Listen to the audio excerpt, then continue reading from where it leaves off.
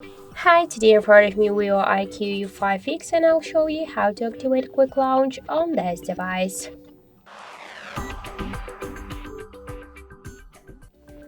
So if you wanna launch, for example, the camera app by double press the down volume button, we should first open the settings and then scroll down to the shortcuts and accessibility. Then tap to quick action. Click on the switcher to activate quick launch, and now, for example, let's use open camera option. So let's just press twice to the down volume button. Okay, press and hold down volume button, not double click but press and hold. So let's press and hold to the down power button.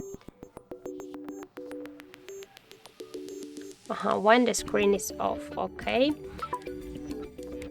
so now we can see that the camera application successfully activated. So thank you for watching, and if you find this video helpful, leave like, comment and subscribe.